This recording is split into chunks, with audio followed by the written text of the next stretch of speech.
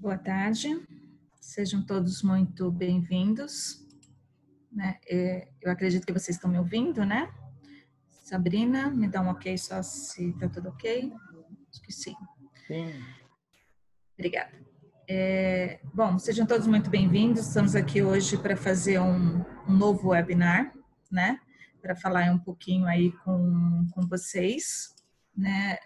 Lembrando que em nome do CRQ4 e do Sinquisp, que sempre nos dá apoio, né? A gente está aqui para falar um pouco mais, né? Estamos numa série de webinars e esse webinar hoje, ele veio justamente de um outro webinar que nós fizemos no mês passado, no comecinho do mês passado, faz praticamente 30 dias, que nós fizemos sobre gestão de resíduos sólidos. E muitos dos participantes nos solicitaram que nós desenvolvêssemos algum material que fosse mais específico para o pessoal da área de ensino, né, que fosse mais focado, né, que fosse mais direcionado. Então, é isso que nós trouxemos hoje como proposta para vocês, tá? Eu vou compartilhar a minha tela, vou fazer só uma pequena apresentação, assim, de uma meia hora, mais ou menos, né? Que eu acho que, peraí só um pouquinho, que eu acho que ele só... Tá. Deixa eu compartilhar aqui. Acho que agora vai.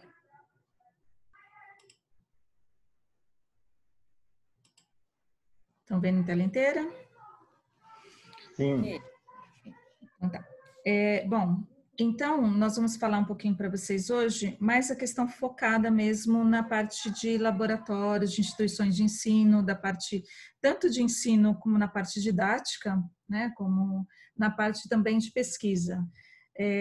Nós desenvolvemos esse material na questão de identificação e de responsabilidade, né, que justamente foram os pontos que nós tivemos mais questionamentos, temos mais questionamentos relacionados aí com a atuação, né, dos profissionais, como fazer a gestão desses resíduos dentro das suas instituições.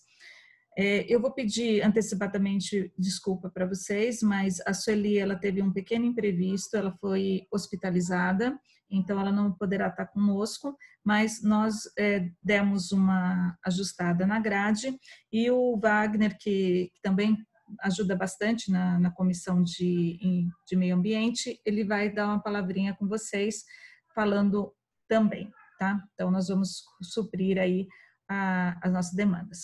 Bom, esse tema também foi trabalhado dentro da nossa comissão de meio ambiente, aqui do CRQ4. Essa comissão, ela existe desde 2005 e ela tem o propósito mesmo de fazer uma prestação de apoio técnico, né, para o nosso plenário. Dentro da área química, a gente tem, na verdade, várias, né, áreas, é muito amplo, é muito diversificado, e em virtude disso é muito difícil falar que um profissional ele consegue abraçar todos os conhecimentos.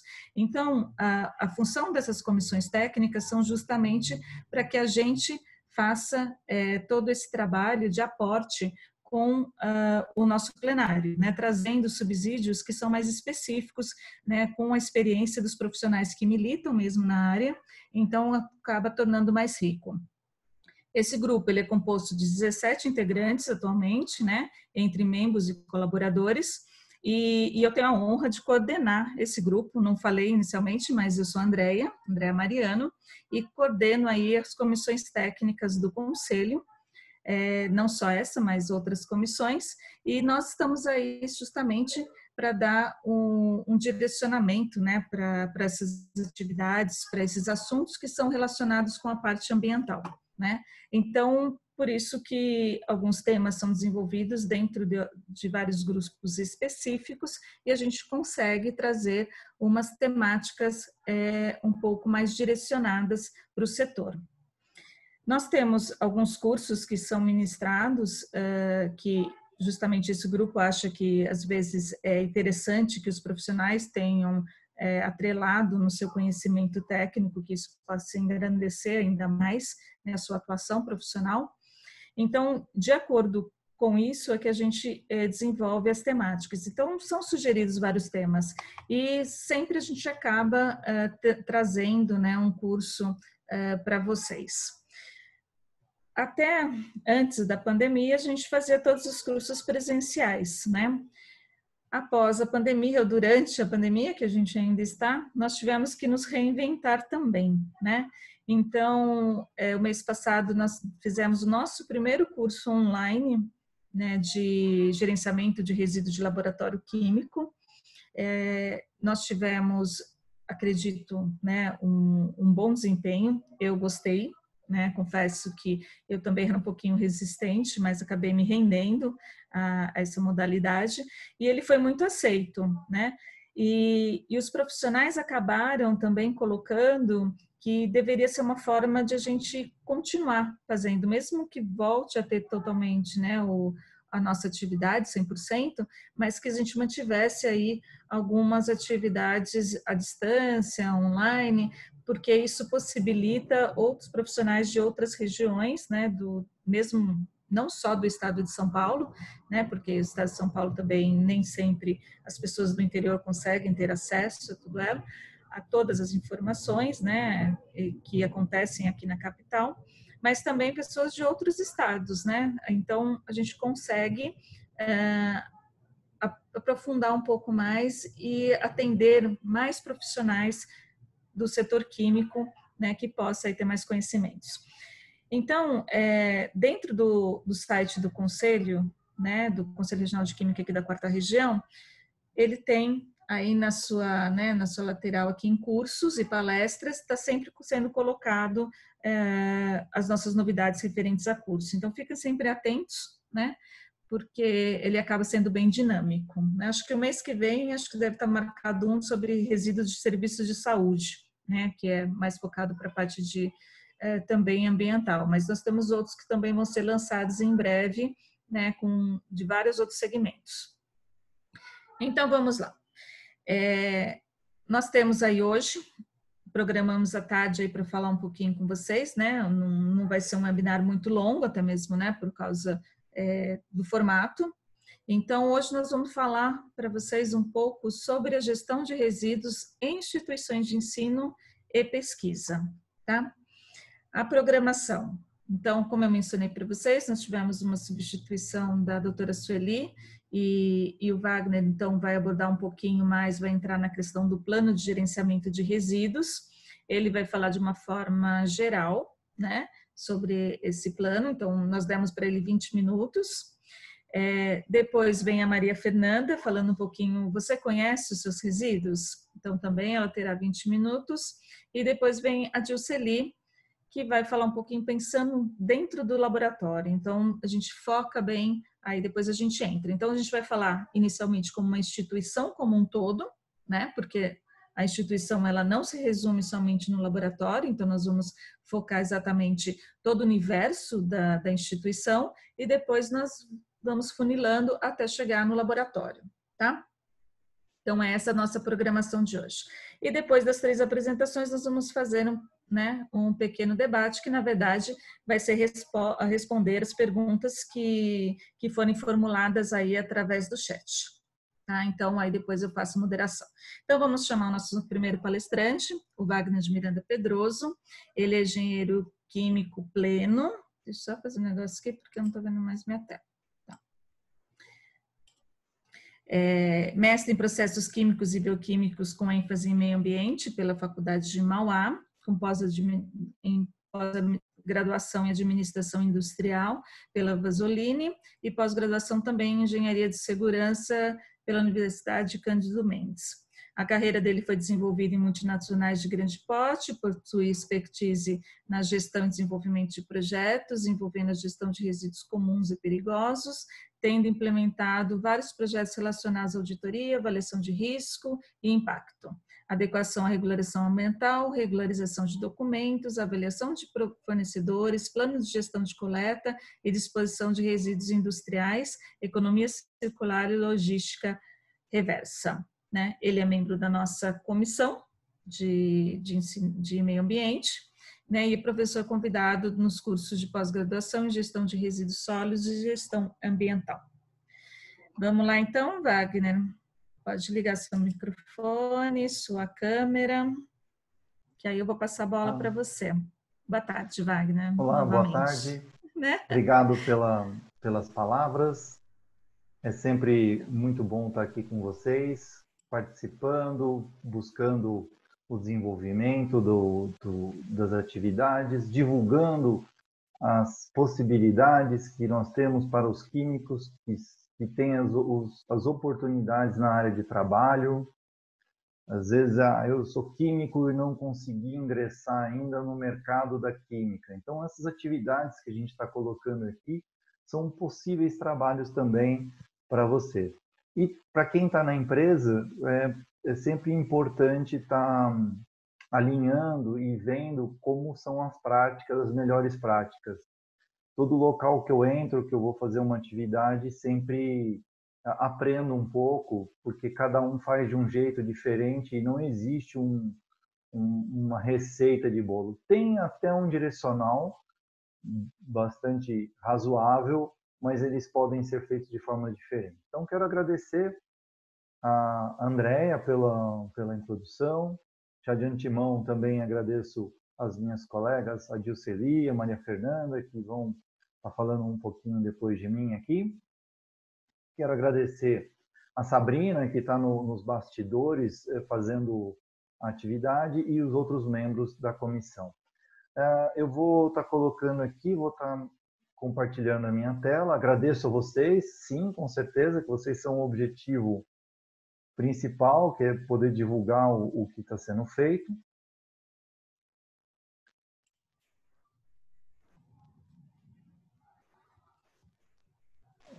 Só um feedback, se tá ok, Tá tudo André, ok, Sabrina? Wagner, pode... Ok, Também tá tudo então eu vou tranquilo. estar falando um pouco do plano de gerenciamento de resíduos sem mistério. Muitas empresas ou instituições falam assim, não, plano de gerenciamento de resíduos, normalmente você vê como PGRS, Plano de Gestão de Resíduos Sólidos. Aí você vê Plano de Gestão de Resíduos da Construção Civil, Plano de Gestão de Resíduos do Serviço de Saúde. O contexto que eu vou estar apresentando aqui, ele vale tanto para as empresas, ou um restaurante, ou uma instituição de ensino. Ah, mas a minha instituição de ensino, ela é pública. Ok? Do mesmo jeito, você precisa fazer esses conceitos. Porque na legislação, ela é abrangente, ela diz que você deve fazer toda aquela atividade. E ela não é excludente. Então, ela não fala assim que deveria sair ou não. Então, diante disso, né, nós temos aí a política nacional, que até está agora sofrendo uma influência muito interessante sobre o novo marco do saneamento e tal, marco regulatório, está mudando o contexto de implantação. Ou seja, o que eu enxergo por trás disso, dessa mudança que aconteceu semana passada, dia 24, agora de junho, houve uma mudança, ou seja, a fiscalização deverá ficar mais firme sobre esses conceitos da Política Nacional de Resíduos Sólidos, que tem algumas atividades por trás dela que estão sendo tem objetivos mais audaciosos e mais definitivos.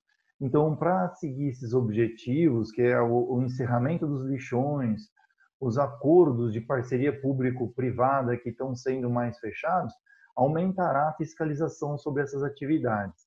Os municípios também estão cada vez melhor preparados para a fiscalização dos pontos. Então, um dos pontos é a responsabilidade de quem, que é onde a gente vai chegar no meio dessa apresentação aqui. Então, ela tem a lei, existem outras leis próximas. Então, eu tenho um laboratório que tem estudos em animais ou estudos microbiológicos. Ok, eu sigo essa lei 12.305 e também a resolução da Anvisa 222.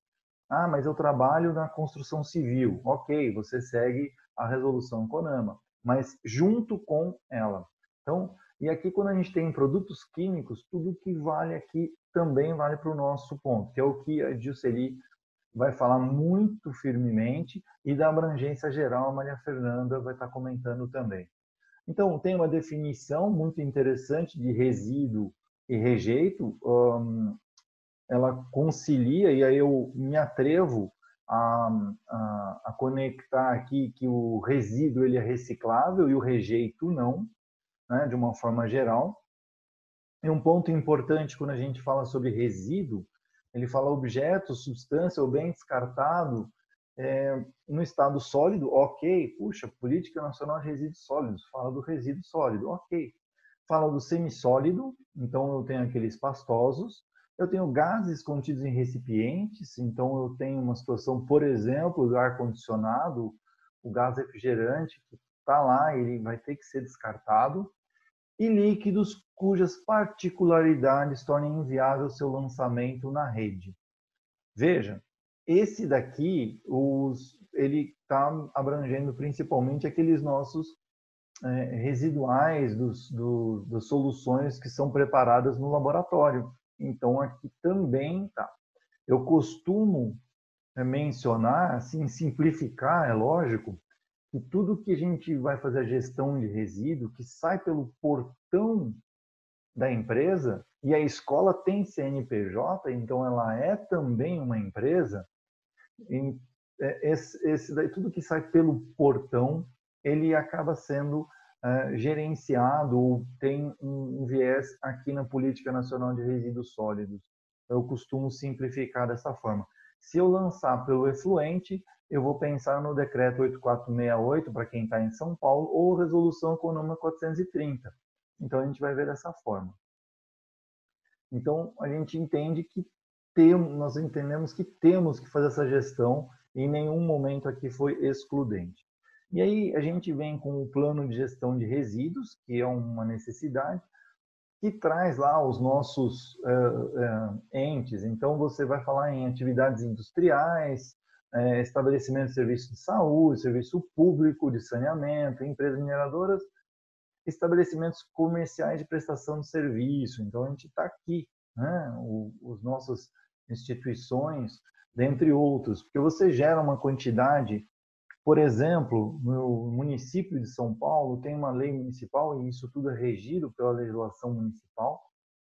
Deixa eu só clarear um pouco. Eu tenho uma lei federal, que é a Política Nacional de Resíduos Sólidos, e que lança para que os municípios estabeleçam diretrizes. E aí, pegando um exemplo do que foi definido no município de São Paulo, você é obrigado a fazer a sua gestão de resíduos a partir de 200 litros por dia ou 50 quilos.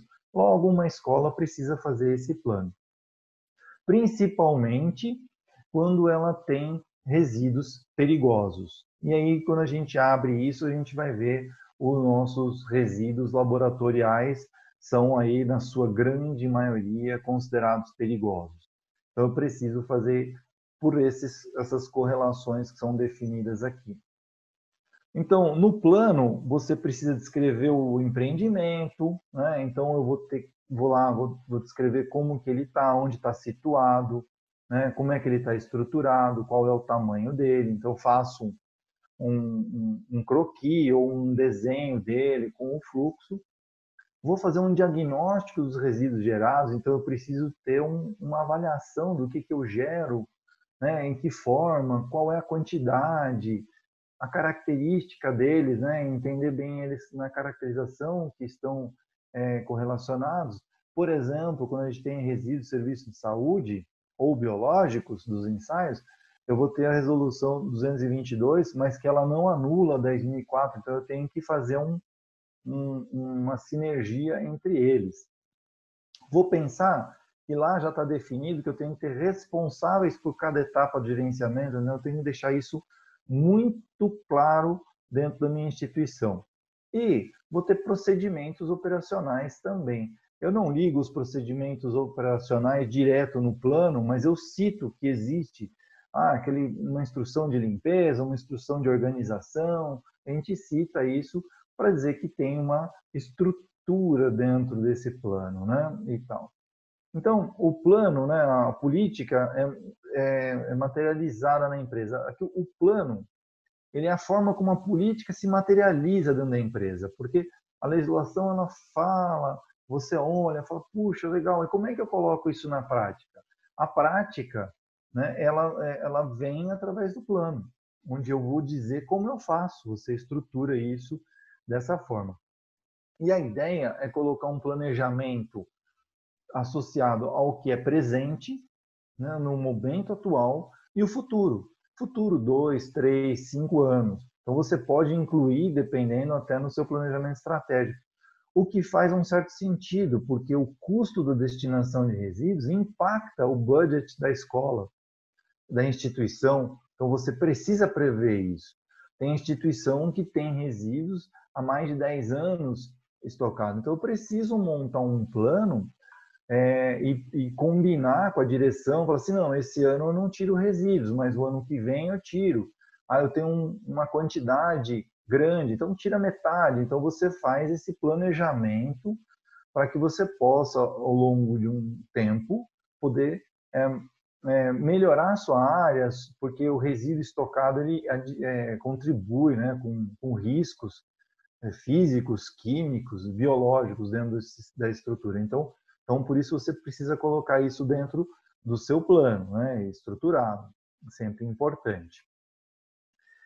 E uma das perguntas, até que a Sueli que ia apresentar, era a responsabilidade de quem, né? Eu não posso falar muito do aspecto jurídico, ela tem toda uma propriedade muito legal para mostrar a nossa responsabilidade como técnico.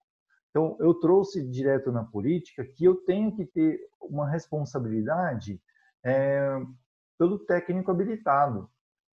Se você tem um técnico habilitado, por exemplo, a elaboração do plano, você vai ter essa correlação aqui. E depois, pela implementação e operacionalização, eu tenho que ter isso estruturado e identificado. E vai ter um lastro de responsabilidade, porque o técnico vai precisar, ao final da elaboração do documento, emitir uma anotação de responsabilidade técnica. Então, você tem todo a estrutura de responsabilidade devida. Se houver algum problema, alguma destinação inadequada, esse técnico vai ser acionado, né? Então, por exemplo, quando eu vou fazer essa elaboração desse plano, uma das primeiras coisas que eu faço, que eu pergunto, é se o estabelecimento entrega os recicláveis para o catador. Que essa figura, infelizmente, a gente não pode entregar. Eu posso ter dó dessa pessoa que é menos favorecida socialmente, mas é uma das figuras que a gente precisa pedir para que ele se associe a uma cooperativa, que aí tem uma estrutura de empresa, tem uma licença, e aí esse técnico, essa empresa, essa instituição vai poder destinar seus resíduos para lá e tal. Isso são pontos importantes. E tudo isso atrelado a uma responsabilidade técnica. Então, está muito claro na lei que eu tenho que ter alguém assinando e se responsabilizando por isso. Não é solicitado um curso de pós-graduação ou um curso de curta duração que dê essa comprovação. Então, eu posso ter um engenheiro civil assinando, eu posso ter um biólogo, um químico e assim sucessivamente, desde que possa emitir uma ART. Normalmente, as prefeituras falam, eu quero o plano e o ART também. Então, para você ver como é a fiscalização disso. Ah, mas poderia ser o responsável técnico da instituição? Sim, poderia, sim, devidamente atrelado, poderia. Mas é importante entender que você está se responsabilizando dentro daquela estrutura. Isso faz parte. Nós, técnicos, temos que fazer um trabalho bem feito e assumir as responsabilidades. Dentro do plano, ainda quando você tem aquelas ações que ainda não estão implementadas, você monta um cronograma de implantação. Tudo isso é possível e pode ser estruturado, né?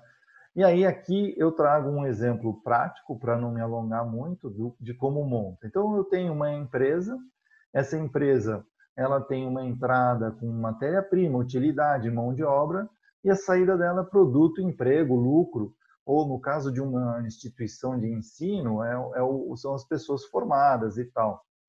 Poderia pensar nisso como um hospital, uma construtora, poderia pensar nisso como um município, toda essa estrutura ela independe. Inclusive, né, o que vale ressaltar, um município também precisa ter o seu plano de gestão de resíduos, porque todos os nossos planos das empresas se ligam a esse plano da municipalidade. Então, todos precisam e tem que ter. Ou então, até mesmo, uma escola. Essa escola, gerando resíduos perigosos e como correlacionada com um laboratório, ela precisa ter esse plano definido. Como todas as estruturas necessitam, eu acabei trazendo uma ferramenta da qualidade e eu digo que isso aqui é um processo. Então, o meu processo, a minha empresa, precisa ter o plano. Eu poderia pensar assim na minha escola, mas a escola tem um laboratório de química orgânica, química inorgânica, eu tenho um laboratório de hidráulica, eu tenho um laboratório de hidráulica. Ok, se tiver alguma correlação de necessidade ou de distinção dentro, você pode montar planos individuais, ou seja, por setores, e aí esses planos todos, eles poderiam se ligar num plano maior, com um resultado distribuído. Então, isso é possível, né? Lembrando que sempre vai ter essa correlação maior. Então, as instituições, elas têm essas entradas e saídas. Pensando num laboratório, entra produto químico, você tem no processo os ensaios junto com os alunos, ou um ensaio de pesquisa que seja, e na saída eu tenho lá o resultado do conhecimento técnico. E, de quebra, eu vou ter resíduos gerados nessa estrutura. Então, os resíduos serão armazenados em algum lugar, transportados posteriormente e destinados. Então, dentro dessa correlação toda, né, pensando em armazenagem, eu tenho que seguir a NBR de armazenagem de resíduos, entre outras, que é a 12235, uma norma regulamentadora, apesar da norma regulamentadora 25 falar de resíduos industriais, você vai estar seguindo ela também, ela é simples, tem poucas páginas, 2, 3 páginas só. Eu vou ter que entender da 10.004, que a 10.004 é a NBR que trata da caracterização do resíduo, que vai distinguir ele se ele é perigoso ou não. Vou ter que dar uma... quem é da instituição de ensino sabe que os materiais químicos chegam com FISPQ, a ficha de informação de segurança do produto químico, mas depois da reação que ocorreu, você produziu um material ali daquele experimento que foi feito. Então, esse material ele vai ser destinado. E para ser destinado ou até operado, vai precisar da FDSR, Ficha de Dados de Segurança de Resíduos. Então tem toda essa documentação importante a ser colocada na instituição também.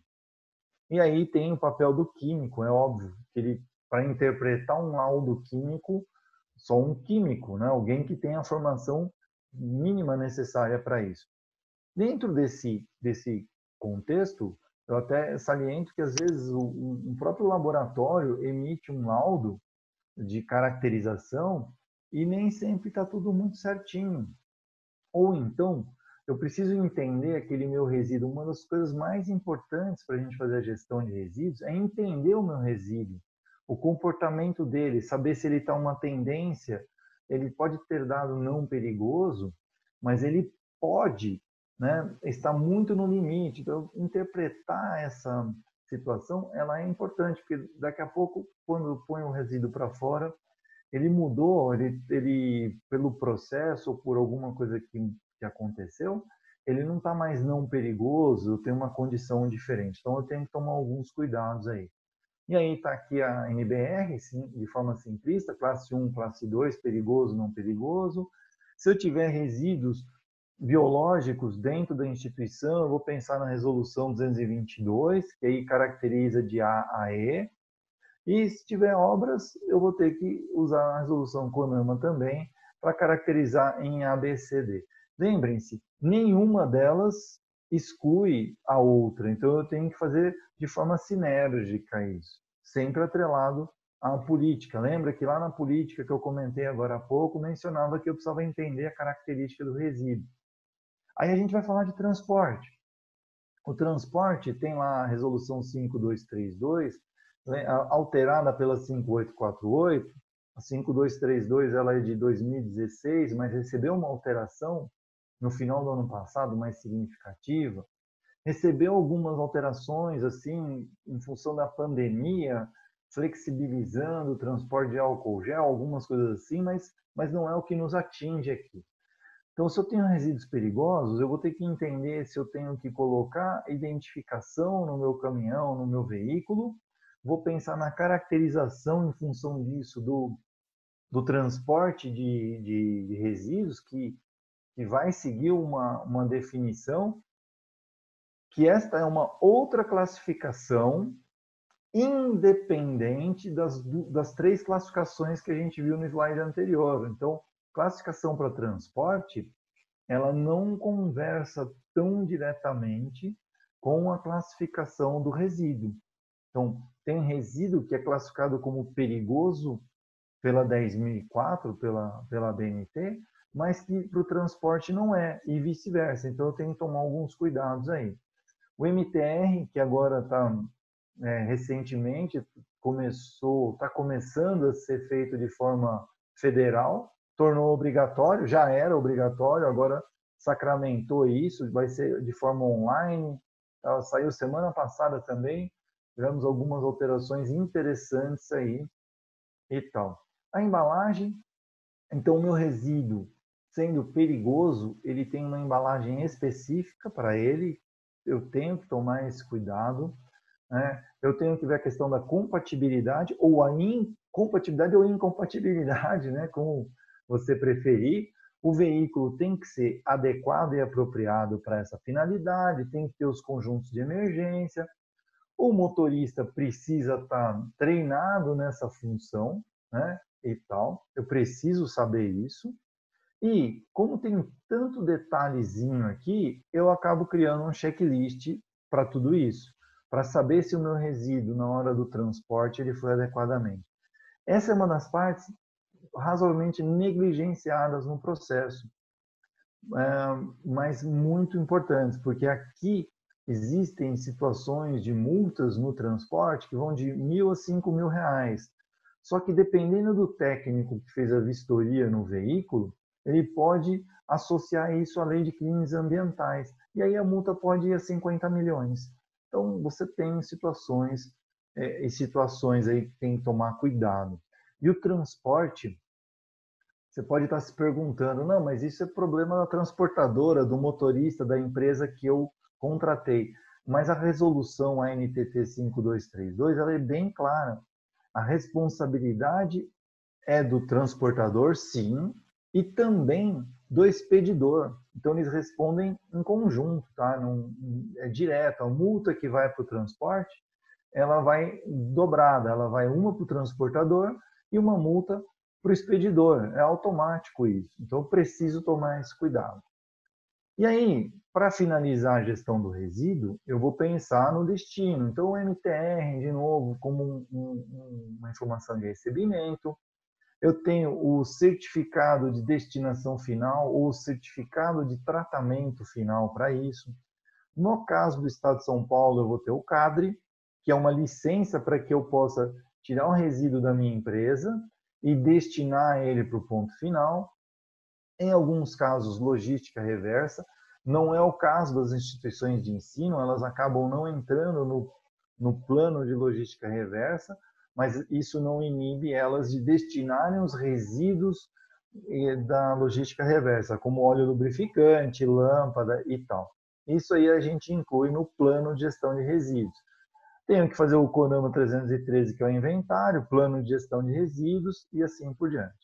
Então, para fechar, né, armazenagem, transporte e destinação, a minha empresa, eu tenho que, ligando isso no meu plano de gestão de resíduos, eu faço a descrição da empresa, que é essa parte de cima, que eu digo o que essa empresa faz, eu coloco um fluxo operacional simplificado, né?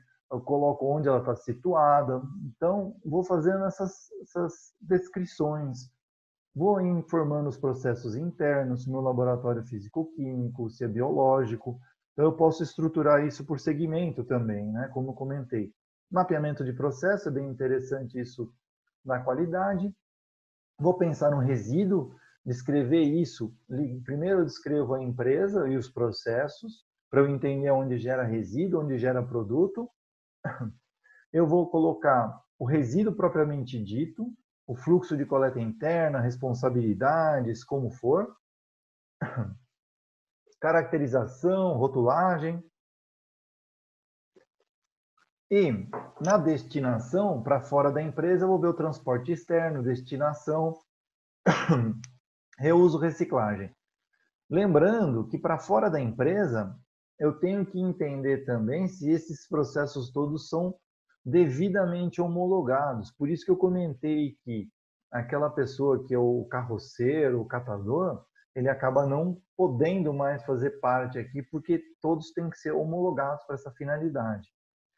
E diante de tudo isso, eu vejo as ações de minimização, metas, controles, né, documentação de controle, preciso saber quanto saiu em cada período, responsável técnico, que eu falei bastante ali, EPIs e treinamento. Então, dentro desse contexto todo, eu monto o meu plano de gestão de resíduos. E sim, ele é obrigatório nas instituições de ensino, nos laboratórios, você precisa fazer ele. Eu posso fazer um plano de gestão de resíduos único para minha empresa? Pode. Pode fazer um plano de gestão de resíduos para o laboratório independente? Pode. Eles têm que ter uma conversa. Sobre esses outros processos, aí minhas colegas vão falar na sequência, né? Então, eu quero ir encerrando aqui e agradecer a vocês pela oportunidade de estar aqui falando, agradecer a Andréia, a Sabrina, que estão no background, e esperar aí que a Sueli se recupere o mais breve possível, tá bom? Muito obrigado pela atenção de vocês, tá? E aí eu passo a palavra de volta para você, Andréia. Muito obrigado, viu? Obrigada, Wagner, eu que agradeço pelas noções básicas, né, do plano de gerenciamento de resíduo, para que todo mundo acabe, né, se vendo, né, nesse contexto, né? E daqui a pouco, então, você retorna aí, porque aí a gente vai depois para as perguntinhas aí que o pessoal daqui a pouco vai começar a formular, tá bom? Bom, vou compartilhar de novo aqui, só para a gente falar. Agora eu vou chamar a nossa próxima palestrante, que vai ser a Maria Fernanda. Ela é graduada em Engenharia Industrial Química pela FANQUIL e em Engenharia Ambiental pela Faculdade Oswaldo Cruz, mestre em Ciências de Saúde, responsável pela Divisão de Gestão Ambiental do Instituto de Ciências Ambientais, Químicas e Farmacêuticas do campo de Diadema, da Unifesp. Atua nos assuntos de gestão de resíduos e ambiental do campo de Diadema e é membro da nossa comissão também técnica. Vamos lá, Maria Fernanda, por favor, ligando. Estou te vendo. Tá certo? Tá certo. Vamos lá, obrigada, viu, Maria Fernanda? Muito obrigada, Andréia, obrigada aos meus colegas, ao Wagner, a Dilceli, a Sabrina e a Andréia por entrar em contato para fazer esse convite, que me fez esse convite para a gente fazer essa palestra. A parte de resíduo é bem interessante e eu vou falar a respeito do se você conhece o seu resíduo, tá? Eu vou disponibilizar aqui a apresentação, né? E para a gente já ir dando início. Um minutinho só. Bom, o Wagner... Já estou vendo a tua tela, tá? Deu certo? Agora tá ok. Agora tá, modo apresentação. Pode ir. Obrigada. Eu sou meio principiante nesse tipo de apresentação, tá? Então, eu peço um pouco de desculpas, mas o Wagner, ele fez um comentário, fez uma palestra excelente na parte de elaboração do plano de gerenciamento de resíduos. Bom, ele falou que nesse plano a gente vai detalhar os nossos resíduos. Para a necessidade de eu detalhar esses resíduos, eu preciso primeiramente assumir que eu gero os resíduos e necessito conhecer esses resíduos. né? Porque muitas vezes o que acontece para uma instituição de pesquisa, uma instituição de ensino pequena ou uma escola, às vezes pode se pensar, é uma escolinha pequena do municipal, eu não gero tantos resíduos, eu gero resíduo normal, comum, né? Mas, na verdade, quando a gente for parar e analisar tudo que está ao nosso redor, a gente vai ver que a gente gera muito resíduo, né? Então, a gente tem que entender que não é só uma universidade, uma faculdade ou institutos de pesquisa que vão gerar resíduos, mas também as escolas e até mesmo o ensino primário, né? O ensino básico das criancinhas pequenininhas, né?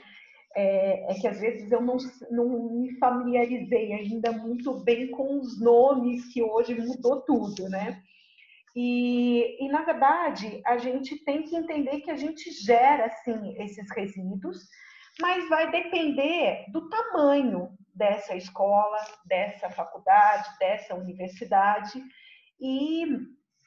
e até mesmo as especificidades desse estabelecimento de ensino, né? Então, eu tenho que partir do princípio, eu tenho que assumir que gero os resíduos e saber o que eu gero, né? Mesmo que eu seja pequenininha, lá da periferia, ou se não de uma grande escola e particular e tudo mais, todos vão gerar, né? Então, a princípio eu tenho que saber o volume e a diversidade dos tipos de resíduos gerados, que vai depender do dimensionamento da minha unidade de ensino e pesquisa. Desde o que seria? Seria se eu sou uma unidade pequena, com poucos alunos, ou chegando ao ponto de uma universidade com vários campos instalados, né, em várias cidades do estado de São Paulo, ou do estado de Minas, ou estado do Rio de Janeiro, né? E como também eu tenho que olhar a especificidade as especificidades, as particularidades daquela instituição de ensino. Porque, muitas vezes, o modelo que, muitas vezes, querem passar para a gente, né, não serve para a instituição B. Ela molda e está adequada para a instituição A, mas não está adequada para a instituição B. Então, o que a gente tem que pensar? Não existe uma receita de bolo específica que sirva para todo mundo, mas eu tenho meios de caminhar para eu descobrir quais seriam esses resíduos que eu gero, onde eles geram, a quantidade que eles são gerados, né? E a diversidade, os tipos de resíduos que eles são gerados nessa instituição. Então, eu acabei comentando que eu preciso saber os tipos de resíduo, eu tenho que também saber a classificação desses resíduos, porque eu tenho que saber se eles são perigosos, se eles não são perigosos, se eles são passíveis de reciclagem, né? Para que as minhas ações de controle, de gestão desses resíduos sejam adequadas. Eu tenho que saber também a quantidade e qual é a frequência de geração desses resíduos, né? E também, para eu me sintonizar melhor, saber onde eles foram gerados dentro daquela instituição de ensino. E como é a forma de coleta, como que eu tenho que armazenar esses resíduos, né? E qual é a minha destinação final? Quer dizer, ele vai para um tipo de tratamento ou ele vai diretamente, ele pode ser tratado e depois segue para uma disposição final, né? Será que ele vai para um aterro ou ele vai para um aterro de classe 1, classe 2? Vai depender da classificação que eu fiz do meu resíduo. Outra parte muito importante é o seguinte, é eu ter conhecimento ou ir buscar a parte das legislações, principalmente as legislações municipais, né, porque diretamente estou ligada com relação às leis municipais aonde aquela instituição de ensino está instalada. Também eu tenho as leis estaduais, eu tenho a federal, e se caso já exista uma política ambiental no município, ou até mesmo, muitas vezes, quando é em instituições grandes, ela já tem uma política ambiental, mas muitas vezes ela não é tão amplamente divulgada com todos da comunidade. Então, você fica sem saber o que está acontecendo, né? E muitas vezes você não vai precisar começar do zero, mas sim do meio para o final, porque já tem boa parte das diretrizes que você deve seguir na política ambiental daquela instituição. Bom, tentei dividir, né? Em 3 grandes grupos os tipos de resíduos, aonde eles seriam gerados e quais os tipos de resíduos que eles são gerados. Primeiro, eu coloquei dos resíduos recicláveis. Primeiramente, uma instituição de ensino, a geração de papel é muito grande, né? E tanto o papel branco, que a gente está vendo aqui como exemplo, como também de papelão, né? Mas a instituição de ensino gera bastante como material reciclável o papel branco, que tem um valor agregado a ele. Então, esse papel não é para ser amassado e ser disposto junto com os demais outros resíduos, os resíduos comuns, né? Com restos de comida e tudo mais, mas sim ser coletado separadamente para ser destinado a uma cooperativa de reciclagem, de materiais reciclados. Os plásticos também, eu vou ter geração de plásticos, desde que algum utensílio de cozinha, quando eu tenho a preparação de comida de merenda, né, dentro de uma escola, ou eu tenho uma cantina, eu tenho a parte dos plásticos, muitas vezes também é a questão dos lanches das pessoas, né? Seja das crianças ou dos adolescentes, um copinho de iogurte, de suco. Tenho também os vidros, né? Os vidros também podem ser também de um suco ou de um ponto que eu coma, que vem a parte de alimentos. Também tem a questão de vidros gerados dentro da instituição, que pode ser um vidro que estava sobre uma mesa, um vidro de janela. Eu também tenho a geração. Agora, temos que tomar muito cuidado quando se torna o plástico e os vidros, que são materiais que eu vou encontrar muito em grande quantidade nos laboratórios de ensino superior. Também no ensino médio, também eu encontro, mas em maior quantidade em ensino superior e na parte da pesquisa.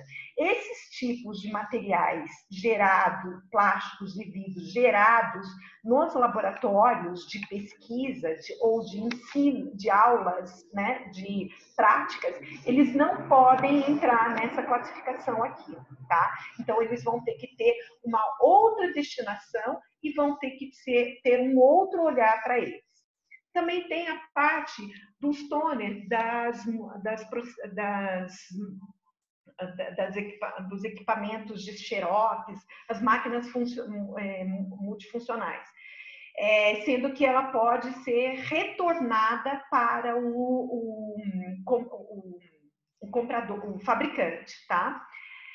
Nós temos também os metais, que também são utensílios, ou também que também não tenha nenhum contato com nenhum agente que possa classificá-los como um metal perigoso, ou um resíduo de metal perigoso.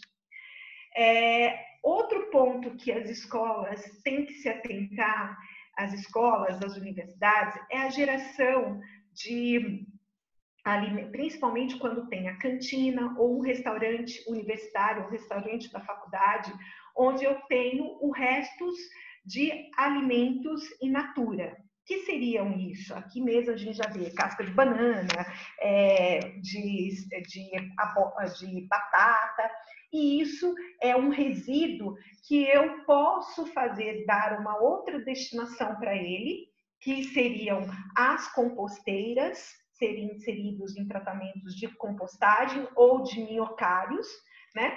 E deixando de gerar um grande volume do meu resíduo orgânico que tem que ser disposto para coleta, né? Então, é bom a gente... Agora, existem muitas instituições de pesquisas que têm uma linha muito interessante de trabalhos com composteiras e minhocários para esse tipo de resíduo.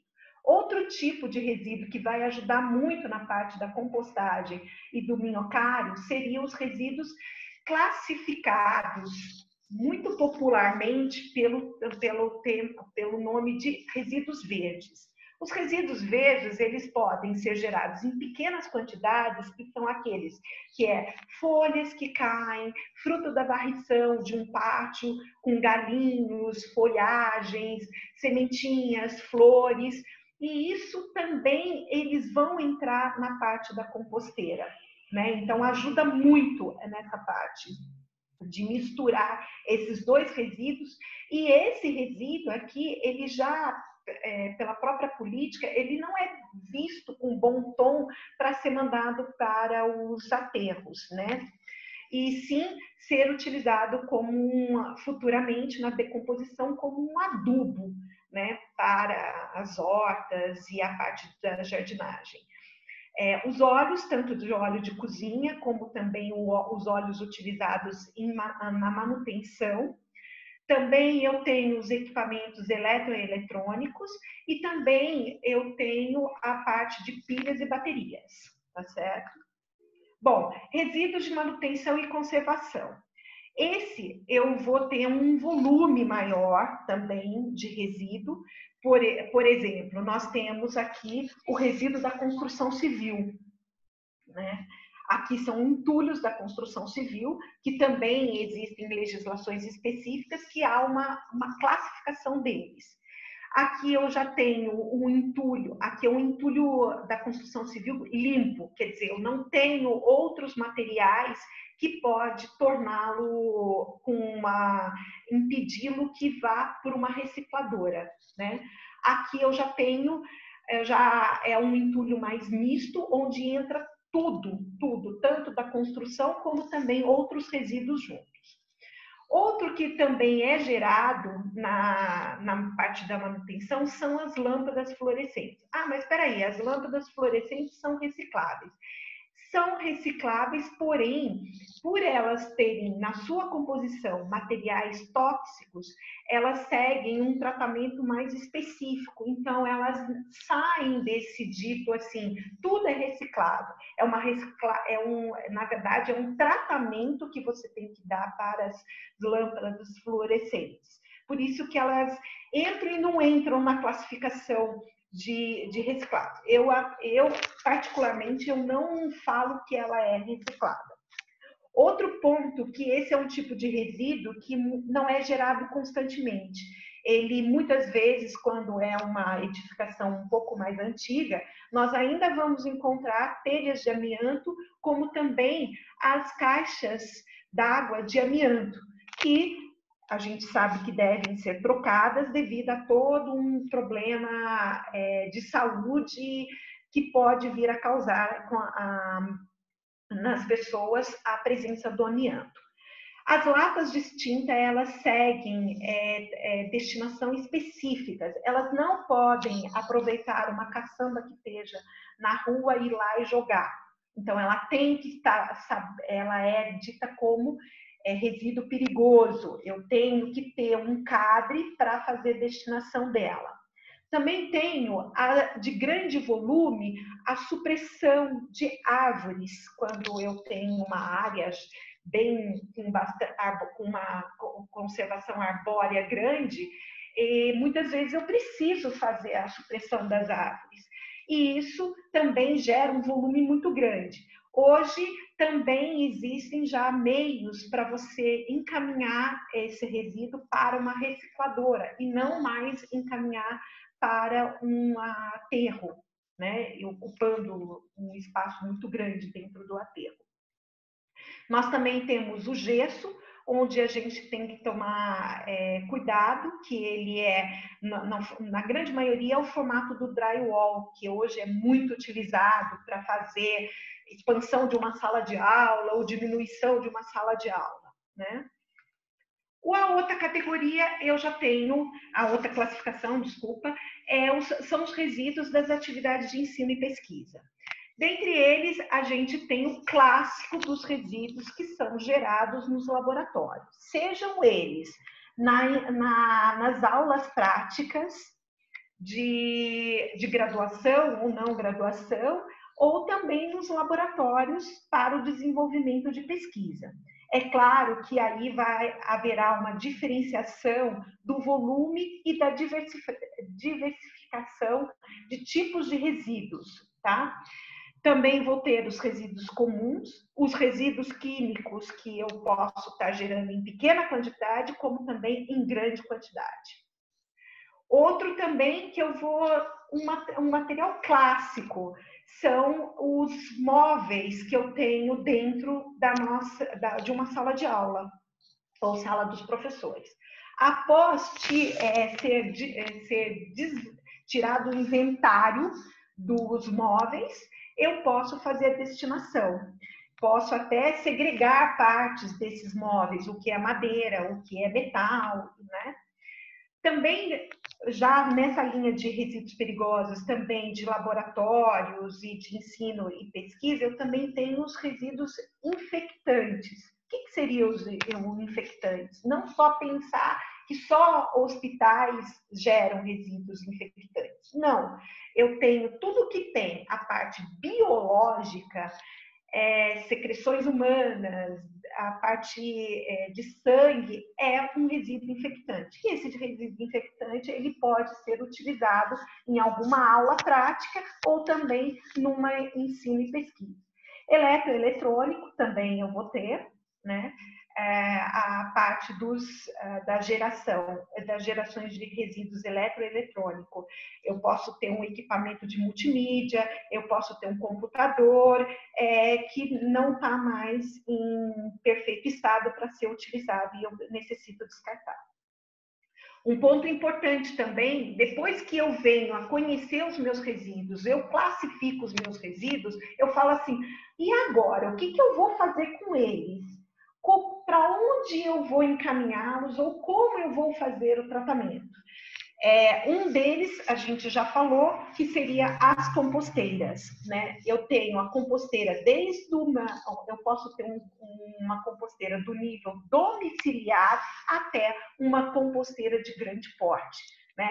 Eu posso ter uma composteira em baldes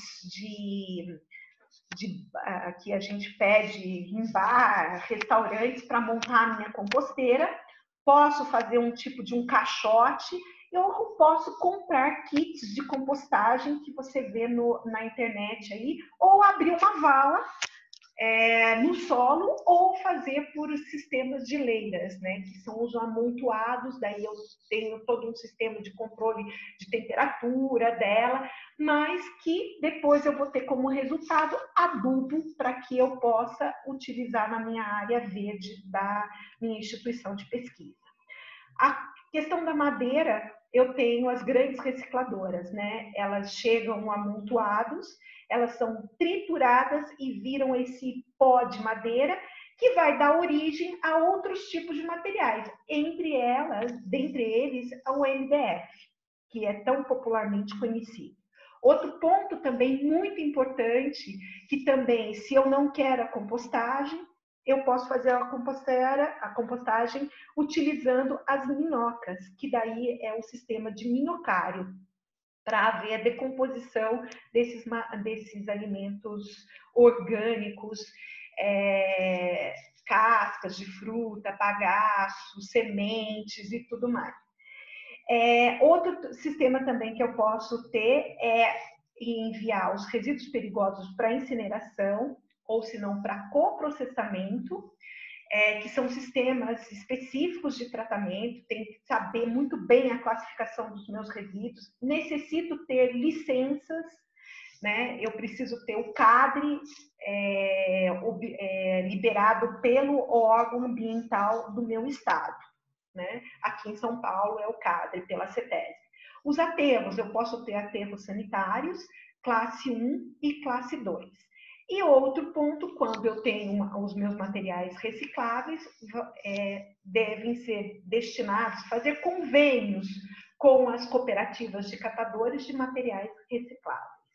Então, essa é um cenário que eu acabo fechando a partir do momento que eu assumir que eu gero resíduo, eu vou quantificar, eu vou identificar quais são os meus resíduos, né?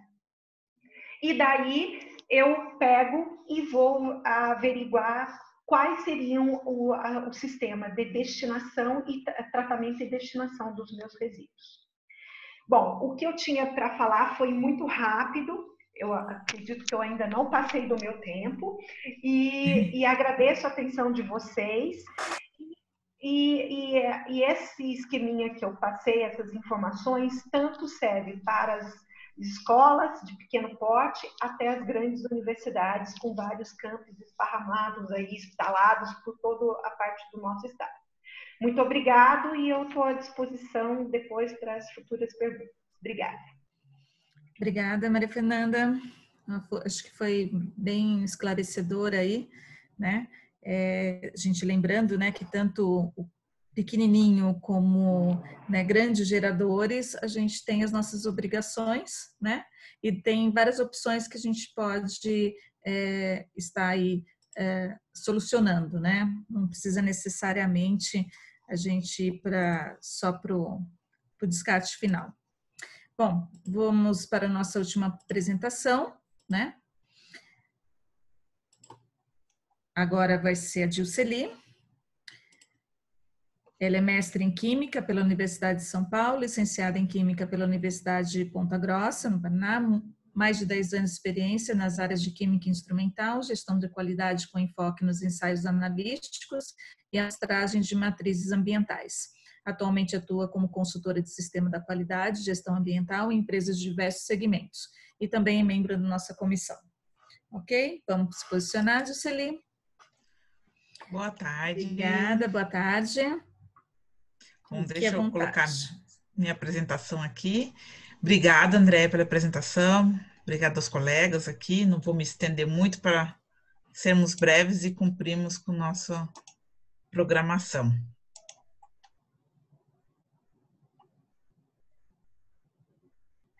Já estão visualizando a minha tela? Sim, só não está em tela cheia por enquanto. Agora sim. Então, dando continuidade aqui à nossa conversa da tarde, né? Meus colegas, o Wagner e a Maria Fernanda, já falaram muito bem aí a respeito, começando pelo aspecto legal e depois reconhecendo o que a gente tem, e agora eu convido a todos para entrarem no laboratório, né? E falando nisso, então, nesse momento em que a gente vive uma mudança de cultura, fazendo muitos treinamentos por videoconferência, né, formatos muito diferentes de estudo, de aula, né, ainda fica a grande necessidade do ensino com aulas práticas. A gente sabe que isso é indispensável e para contribuir com a formação de um profissional que vai atuar numa área de química ou áreas afins em que a gente tem na grade curricular os laboratórios. E então, assim, embora a gente consiga aproveitar muita coisa aqui nesse modelo que estamos trabalhando hoje, a gente não pode deixar de lado a importância do laboratório, né? E, consequentemente, as implicações que ele traz aí na nossa rotina de trabalho, né? E aí, por que, né, essa preocupação, por que a gente veio falar essa tarde aqui a respeito disso, né? A gente vê que, na verdade, os laboratórios geram aí, né, seja o laboratório de química, como eu falei aqui, mas outros laboratórios também relacionados, gera alguns resíduos, sim, né? Resíduos variados. E qual que é o grande problema disso? Normalmente temos pequenas quantidades desses resíduos com uma diversidade imensa e fica aquela situação, né? Como vou resolver? Temos sempre múltiplas escolhas. Então, consigo aproveitar, vou destinar, para onde vou destinar? Fica essa necessidade de pensar o que fazer, então, né? Então, eu trouxe hoje aqui alguns apontamentos que espero contribuir para aqui os participantes, pensando em como identifico isso dentro do meu laboratório e quais são as primeiras ações que eu penso lá no meu laboratório de ensino, no meu laboratório de pesquisa, seja de qualquer nível, desde o fundamental até uma pós-graduação. Então, o primeiro passo é a gente pensar em identificar o que temos lá dentro do laboratório. Quais são as principais fontes desses resíduos que a gente tem e que são esses resíduos que a gente fala tanto dos resíduos perigosos, né? Então, a gente vê, temos resíduos perigosos desde um processo lá de um exemplo prático de uma separação de líquido-líquido, em que você usa um solvente orgânico. Temos reações diversas em que tem processo de digestão, usa ácido, então usei um ácido nítrico, usei um ácido clorídrico, sim, fiquei com um resíduo perigoso, porque se eu peguei um ácido, diluí um pouco, tem uma solução ácida com pH menor que 2,5, tem um resíduo perigoso. Depois temos aí diversas reações e até titulações que são utilizadas por ser tão bonitos, didaticamente falando, né? Coloridos, mas tem lá no meio alguns metais, que são aqueles complexos, com metais pesados. Então, o que fazer com essas soluções, com esses metais pesados? É pouquinho, é só um tubinho de ensaio, mas, poxa, é metal pesado. Então, esse tratamento que a gente tem que dar para isso. E outros exemplos, destilações com solventes, e o nosso grande vilão, que a gente tem aqui em quase todos os laboratórios que a gente pensa na área de ensino, produtos químicos vencidos. Então, temos aí desde um solvente que compramos uma quantidade errada e ficou lá estocada, ou aqueles armários bonitos que está lá no final do corredor, que alguém herdou, e quando você chega na instituição, se torna responsável por isso, aparece lá os frascos, naquele armário de madeira bonito, com aquele aroma bonito, né, que quando você abre, você não consegue definir o que vai fazer com aquilo. De uma forma geral, todos esses são resíduos perigosos e todos esses a gente tem que pensar em como será destinado e qual a segregação e qual o caminho que você vai trilhar para fazer a destinação adequada para isso.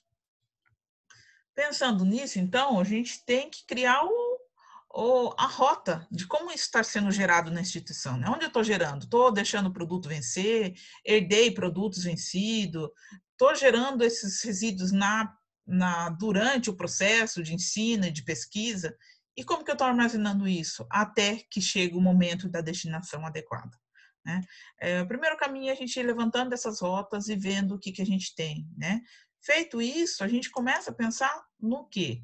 Pensar em criar um inventário de resíduo, né? Então, assim, a primeira coisa que a gente tem que pensar é em reconhecer os próprios resíduos que estão dentro da sua instituição, catalogá-los. E aí, aqui, gente, não se preocupe, né? Que a gente olha a palavra inventário para dar aquela impressão que eu vou ter que criar algo novo, muito difícil.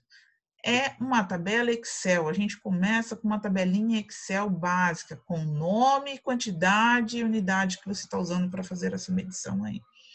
A partir desse momento que faz esse primeiro inventário, que é uma coisa bem simples, aí sim a gente começa a pensar de onde está sendo gerado esse resíduo, pensar em propostas de redução, redução da escala do experimento, redução da quantidade que está comprando, para de fato minimizar esses resíduos gerados dentro da instituição. Gerar as separações necessárias, né? Porque se eu tenho aqui um inventário que me diz que eu tenho diversos produtos químicos, orgânico, inorgânico, oxidante, redutores, sólidos, líquidos, e aí vamos segregar. O que eu posso colocar com o quê? Como eu vou condicionar isso daqui? Né? Pensando nisso, vou citar um número de uma NBR aqui, que é bem importante, né? Porque vamos pensar, se eu misturei A com B, gerei então o meu novo produto, o meu resíduo. Então, existe essa NBR que especifica como fazer uma ficha de destinação de resíduo, que é um documento similar a uma FISP que a gente tem para os produtos químicos, e geralmente a gente usa, inclusive, as informações da FISP para gerar esses ficha de destinação de resíduo, e nessa NBR também especifica como eu devo fazer esse rótulo, porque vamos pensar, né? Se eu gerei um novo produto, tem que ter um rótulo, isso é muito importante. Essa identificação, esse rótulo, gente, não é lá no abrigo de resíduo que ele tem que nascer. Ele tem que nascer lá na bancada. Aquela primeira quantidade, aqueles primeiros 10 ml que você colocou num frasco, que você vai armazenar por algum tempo até chegar o momento de descarte, é aqui que a gente tem que começar a identificar os nossos resíduos adequadamente. E, se possível, a gente vai pensar em opções de tratamento e esse armazenamento até o momento do descarte final, né?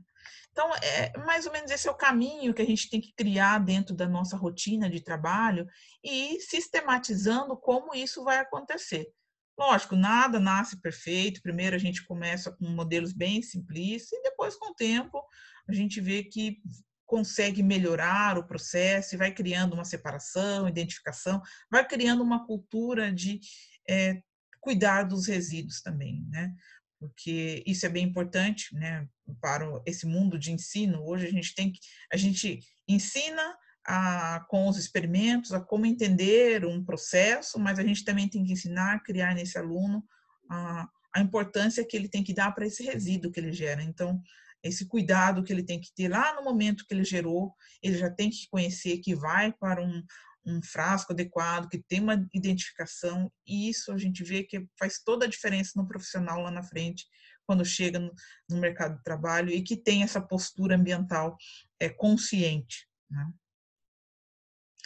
Bem, pensando aí nisso, né, nessas atividades que a gente tem que fazer, como eu comentei ali, não dá para deixar de falar, gente, da importância da gente ter certos cuidados, porque a gente, quando está trabalhando com produtos perigosos, sempre tem um risco associado. Então, ter atenção em todas as etapas de separar esses reagentes, esses resíduos, a forma que estou acondicionando isso, a embalagem é adequada, é homologada para esse tipo de produto químico, de resíduo químico que eu estou armazenando. O local, existe uma condição mínima de adequação, tem uma barreira de contenção. Como que eu posso pensar nessa barreira de contenção? Meu laboratório é pequeno, eu tenho que pensar em escalas mínimas. Sempre dá para pensar. Não é só uma central de abrigo bonito que você viu num vídeo que vai ter uma barreira de contenção. Dá para a gente reduzir e pensar na nossa rotina lá em cima da bancada e ter aí um mínimo de proteção desse resíduo que está sendo gerado, né? Então, pensando nisso, a Maria Fernanda já esgotou bem esse assunto aqui, né? Só trago aqui para a gente relembrar, porque quando a gente está aqui dentro do nosso laboratório, que nós estamos dentro do laboratório agora, a gente pensa muito lá nesses produtos químicos, né? Que são os nossos resíduos perigosos das reações que a gente está gerando. Mas a gente também pode gerar outras coisas ali dentro, né?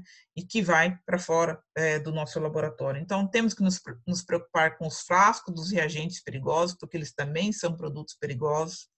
temos que nos preocupar em segregar, porque a partir do momento que eu misturo o que é reciclável com um resíduo perigoso, eu estou fazendo com que tudo isso daqui se torne perigoso. E também temos que pensar que a pia não é uma forma de tratamento, né? Então, não podemos pegar os nossos resíduos e fazer de conta, opa, foi sem querer 10 ml para a pia, né? Esses efluentes que a gente gera tem que ter todo um cuidado, tem que atender uma legislação.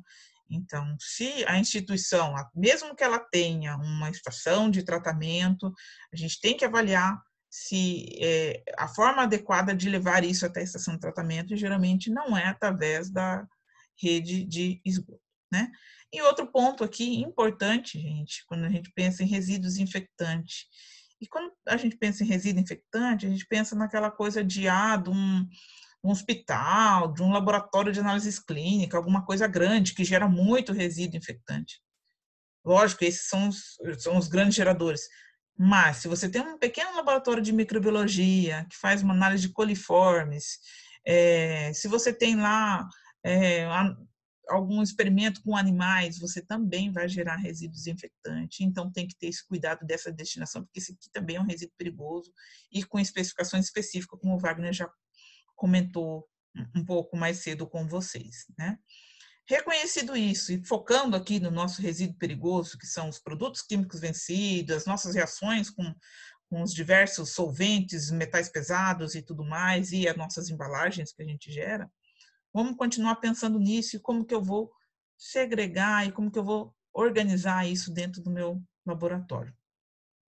Então, assim, lá no teu inventário, você já identificou todos os nomes. Agora a gente começa a pensar em criar classes de como vou separar isso, né? Porque pode ser que você chegue à conclusão, depois de classificar, que todos os resíduos terão o mesmo destino. Mas mesmo assim, não quer dizer que eles vão todos na mesma embalagem, né? Mesmo que tenham o mesmo destino, a gente deve ter embalagens e segregações para que a gente tenha uma gestão dentro da instituição segura e uma gestão segura também lá no transporte até a destruição final do resíduo, né? Então, a gente cria algumas classes. Aqui eu vou trazer alguns exemplos que podem ser utilizados. Às vezes vocês podem pensar em um modelo ou em mais de um, ou em todos aqui e usar todos de uma vez só, né? Então, depende da complexidade do que a gente tem, é o que a gente vai separar. A gente usa geralmente o quê? Esses itens que eu coloquei aqui para vocês. Estado físico, características físico-químicas, periculosidade, compatibilidade e a destinação final. Ah, mas como assim? Não estou conseguindo enxergar. Então tá, vamos tentar fazer uma coisa mais visual, né? Então, pensando lá, tenho meu resíduo. Quando eu falo de separar em destinação, estou pensando aqui, resíduo não perigoso e resíduo perigoso. A gente comentou lá, os recicláveis que eu consigo ter, porque são as caixas de papelão, que vem meus reagentes, alguma coisa assim. E os resíduos perigosos, que são os meus solventes, as minhas reações, as próprias embalagens. Pensando aqui no resíduo perigoso, o que mais? Como que a gente pode ir abrindo essa separação, né?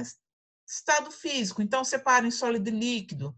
Pensando ainda um pouco mais no detalhe. Se eu estou querendo do líquido, o que eu consigo separar? Consigo separar um ácido, um solvente organoclorado, um oxidante. Então, aqui eu trouxe alguns exemplos para vocês. E aí, o caminho exato que vai seguir aqui vai mudar de instituição para instituição, pensando sempre no que você tem lá dentro de resíduo. Outra forma da gente avaliar essa separação dos resíduos que estão aí dentro do laboratório, ou que a gente está gerando dentro do laboratório, é pensar na incompatibilidade química. Então, pensando nesse aspecto, eu posso pensar em orgânico com inorgânico. Dentro do orgânico, eu posso pensar em solvente, peróxido, pesticidas. Dentro do inorgânico, eu posso pensar em ácido base, metais pesados, oxidante. E aí surgem diversas classes, né? E alguns pode ter todos, o que é bem difícil, porque aí você vai ter muitas separações. Outros já têm algum tipo de resíduo específico. Então, dependendo dos experimentos que a gente organiza na rotina, é o tipo de separação que a gente vai organizar nesse tratamento dos resíduos, né? Até o tratamento dos resíduos. é muito particular isso de cada instituição, né? Então não posso dizer para vocês que esse é o modelo exato, mas pode ser um modelo que sirva para algum de vocês, né? Então, a gente tem que pensar no nosso resíduo mesmo, começando lá pelo inventário, né?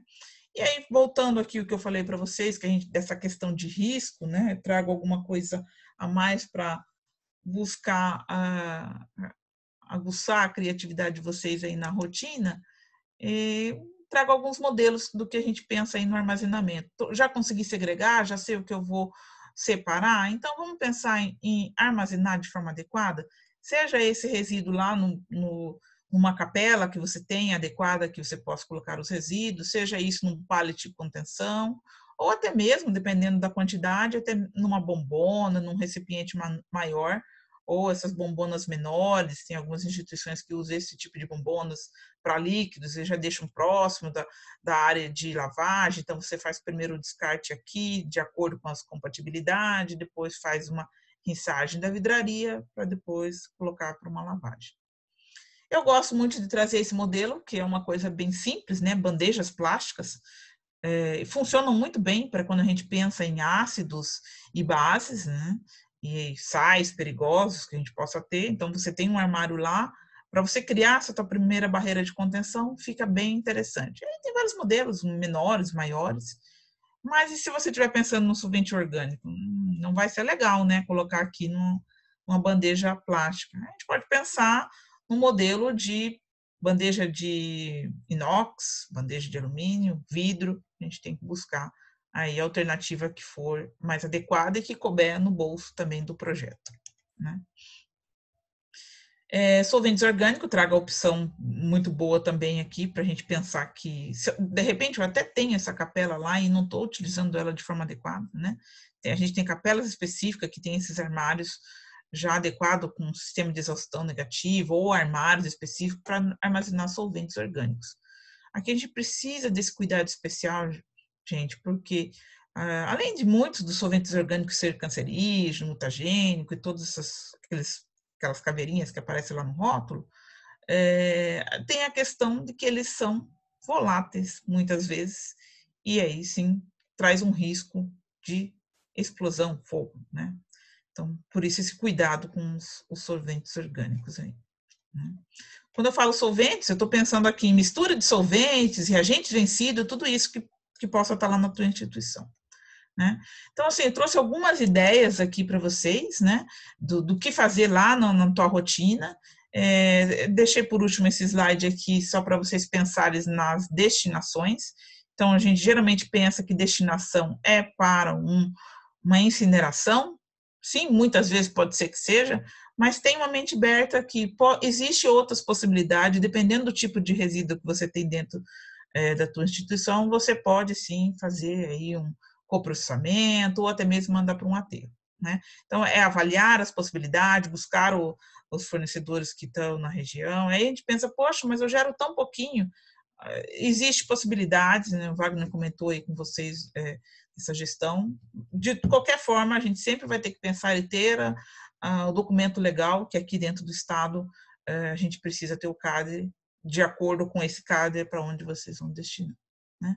Então, foi uma coisa bem rápida, só para trazer algumas ideias na mente, né? Dá para falar horas sobre isso, sobre compatibilidade, sobre como a gente fazia isso na rotina, mas espero que já traga uma luz para quem está lá com alguns resíduos no cantinho e não sabe muito bem ainda o que fazer com eles, tá? Fica aqui meu contato, agradeço e vamos devagar, né? E sempre, porque se cada um de nós, como educadores, como profissionais da área, foram disseminando esses cuidados que a gente tem que ter com os nossos resíduos e com a destinação adequada, aos poucos a gente vai ter, sim, vamos deixar um futuro melhor, ou um futuro, pelo menos, adequado ao que a gente espera do legal para as próximas gerações. Obrigada, que eu tinha para apresentar isso, gente. Obrigada, Juscelie. Eu vou pedir agora tanto para a Maria Fernanda como para o Wagner ligarem aí, né, as câmeras, o microfone, né? Não estou vendo a Maria Fernanda, será que ela caiu? Não, ela está aqui. Achei! Achei! Achou! Então tá. Vamos lá, então, vamos para a primeira pergunta, do José Gomes. Se o gerador de resíduos que possui todas as licenças e documentos para a destinação do resíduo for traído, nossa, traído é uma palavra forte, né? Traído pela transportadora, pelo descarte indevido em uma área pública, mesmo que o gerador faça denúncia ao órgão de controle ambiental, ainda assim ela é passiva ao pagamento de multa? Lembrando que a transportadora também possui as licenças de transporte e destinação. Legal, José, muito boa a sua pergunta. Realmente essa traição, ela é muito pesada e você vai acabar respondendo sim por ela. Tem o lance da responsabilidade solidária. Na hora que imagine o seguinte, José, que o transportador foi contratado para levar o resíduo 100 quilômetros de onde você está. E ele rodou 20 quilômetros, chegou na beira do rio e descartou os tambores ali. Como a Dilceri muito bem colocou, esses materiais estarão rotulados. E por estarem rotulados, haverá a referência da sua empresa. E aí, meu amigo, na hora que a CETESB bater ali, que a fiscalização bater ali, o sistema de atendimento de emergência, é o seu telefone que vai tocar. Então, você precisa contratar de ponta a ponta empresas idôneas e avaliar o transportador também. Você tem que amarrar muito bem, porque o primeiro que vai ser chamado, o primeiro telefone que vai tocar é o seu. E aí é na sexta-noite, no sábado com chuva, você que vai estar lá assumindo a bronca, levando a multa, e depois que você vai entrar com uma ação, aí tem que ser a nível de advogado para falar, mas eles chamam de ação regressa ou regressiva, onde você transfere todo o ônus daquele atendimento que você fez para aquela transportadora destinadora. Né? E aí, mas quem foi acionado foi você que passou a noite lá, né? Então esse é um problema. Para resolver isso, né, não só na hora da contratação, mas eu recomendo que a gente fala de auditorias, fazer auditoria em fornecedor, às vezes você faz,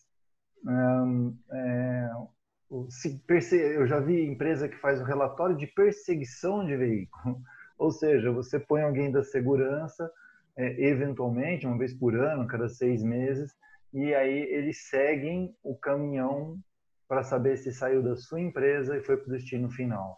São formas para você ter segurança, tá, José? Eu sei que o ônus não ficou barato, mas para prevenção, esse é o ideal, tá? Obrigada, Wagner. Uma pergunta para a Maria Fernanda, da Júlia. Você tem recebido fiscalizações de quem? Que acho que ela está pegando mais pela tua experiência, né, profissional aí na tua universidade. Olha, vai depender muito do tipo, do que, vamos supor, a fiscalização que eu mais recebo seria da Secretaria Municipal do município, tá? Principalmente no que diz respeito a quantidade de podas, de supressões que a gente solicita. Mas também já recebi, sim, uma fiscalização por intermédio do Ministério Público, que acionou a CETESB, e a CETESB chegou na instituição para solicitar como que ocorria o armazenamento dos resíduos químicos e se eu tinha o CADRE devidamente legalizado e de acordo e vigente, né? E perguntou também quem era a empresa que fazia todo o sistema de coleta para destinação final, mas o que eu mais recebo é a municipal. Deixa eu fazer uma parte aqui, Andréia, junto com a Fernanda, só para esclarecer. A Fernanda, ela trabalha numa escola, numa universidade. Ou seja, sua universidade recebe visitas, fiscalizações, tanto da instituição municipal quanto de órgãos estaduais federais, certo? Então, eu acho que é interessante ressaltar, assim, porque às vezes um dos participantes pode estar aí pensando, fala assim, a minha universidade nunca recebeu fiscalização. Então, veja, a vizinha aqui, representada pela Maria Fernanda, recebeu. Então, eu chamo atenção para isso. Eu queria só reforçar esse ponto, André e Maria Fernanda. Tá, não. E além do mais, lembrando que a Maria Fernanda, ela atua mais na questão ambiental, né? Tem outras fiscalizações que as instituições recebem, que são de outras áreas, então ela respondeu mais nesse setor. Vamos para uma pergunta que eu acho que dá para mesclar entre Gilceli e Maria Fernanda, mas, né? Tem aí o que vocês querem. Pergunta da Amanda. Gostaria de um esclarecimento. Vidrarias de laboratório que não estão contaminadas, mas estão quebradas, podem ser destinadas ao lixo comum?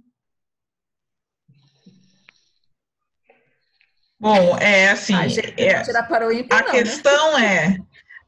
como certificado que elas não estão contaminadas mesmo, né? Se você realmente tem lá um becker que quebrou na prateleira, limpo, ok, isso é possível de descartar como a gente descarta os resíduos comum em qualquer outra instituição.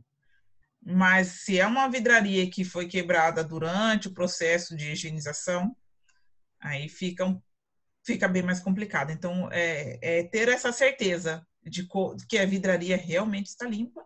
E aí, lógico, não vai descartar a qualquer jeito, vai ter que colocar numa caixa, né? Para não ter o risco no próprio transporte e no descarte. A Fernanda, acho que pode complementar como é que vocês fazem lá. A gente, o que a Dilceli falou mesmo, e quando ocorre a quebra durante o experimento, a utilização da vidraria, ou às vezes também tem algum material incrustado na vidraria que faz com que ele faça uma quebra, né? Trinque, isso tudo a gente disponibiliza caixas de papelão, não é caixa de papelão, eu esqueci o nome do material, e para os laboratórios para que eles façam o descarte ali, e quando ocorre a coleta pela empresa terceirizada, a gente acaba encaminhando para tratamento daí vai ser de acordo com o tipo do contaminante. Se for um contaminante químico, ele é destinado como um resíduo químico. Se for um contaminante biológico, ele vai ser destinado como um resíduo biológico. A gente só tem que tomar muito cuidado com o que passou por dentro dessa vidraria, para que daí você classifique essa vidraria, resíduo químico, resíduo biológico ou um resíduo comum. Obrigada. Tem a pergunta aqui da Olímpia. Wagner, quando enviamos resíduo para incineração, basta solicitarmos o certificado de destinação final? O CADRE é um documento que deverá ser do gerador e do receptor? Em qual circunstância e qual a importância do relatório circunstanciado da queima? Legal, Olímpia. Bom, obrigado pela pergunta. Bom, o CADRE, via de regra, ele é do gerador para o destino final, então ele vai ser por CNPJ. Eventualmente, você contrata alguém para gerenciar seus resíduos e tem uma empresa terceirizada. Essa empresa terceirizada pode tirar o CADRE para destinar o resíduo para o ponto final, só que vai estar constando o endereço seu. Eu recomendo que você sempre assuma isso para com você, né? Ou seja, do ponto A para o ponto B, e aí você pode trocar o intermediário de forma mais tranquila. Então, com relação ao CADRE, é isso. Com relação ao certificado de destinação final ou o certificado de tratamento, a CETESB, ela, em geral, ela não tem cobrado isso. Ela não cobrava. Os outros estados já estavam cobrando. Agora, isso vai a partir de janeiro de 2021, porque 2020 é o ano perdido, né, que a gente está chamando aí e tal. Mas 2021 já entra oficialmente o MTR Online, acabou de sair semana passada isso. Acho muito interessante esse documento. Espero que o sistema seja estável, né? Pensando que o sistema seja bom. Vai ser interessante que aí o MTR, Manifesto de Transporte de Resíduo, ele vai ser definido e único, né? E exclusivo, que qualquer um vai poder emitir. Esse é o primeiro ponto. E atrelado a isso, o ponto final, ou seja, o destinador final, vai ter que atrelar o tratamento. Então, ele acaba tomando toda essa consistência aí. O relatório circunstanciado é feito pelo incinerador. Pode ser que na sua licença a CETESB peça isso, mas via de regra não é o que é mais cobrado. Então, é um relatório de tratamento final, que a CETESB não tem cobrado muito. Agora vai ser federal essa cobrança, né? Então vai acabar tendo que ter um certificado de tratamento final. Obrigada. A pergunta é da Jenny Carla. No caso de aulas práticas, os professores devem prever em seus planos de aula os resíduos gerados ou o laboratório deve prever esse resíduo para conter no plano? Quem que prevê? O professor tem que prever o resíduo ou o plano tem que prever o resíduo que o professor vai gerar? Assim, é lógico que quem define os experimentos, basicamente, é o professor. Então, tem que se comunicar, né? As práticas que o professor definiu no plano anual dele de aula com o plano de gerenciamento de resíduo, porque senão tem que conter lá, né? Quando você faz o plano de gestão de resíduo, vai ter que especificar, não precisa ser tão detalhista em qual experimento exatamente você vai fazer, mas os resíduos que vão ser gerados naquele laboratório. É uma coisa que a gente sempre discute no nosso grupo, né, Maria Fernanda? É você conseguir deixar todo mundo alinhado, né? Porque cada um é uma cabeça e cada um acha que deve agir de uma forma diferente, né? Todo mundo tem a solução, né? Sim, é muito difícil, mas a gente tem que começar em implantar os sistemas de conhecimento, de trocas de informações para que todos andem na mesma linha, né? E necessita muito que o professor tenha um bom entrosamento, professor de aulas práticas, com os seus alunos, os alunos também tenham um entrosamento tanto com o professor como o técnico que esteja apoiando o professor durante a aula prática, né? Que aí a condução dessa aula prática é muito boa e deixa um detalhe, tomando muito cuidado e tendo uma linguagem única e mais esclarecedora,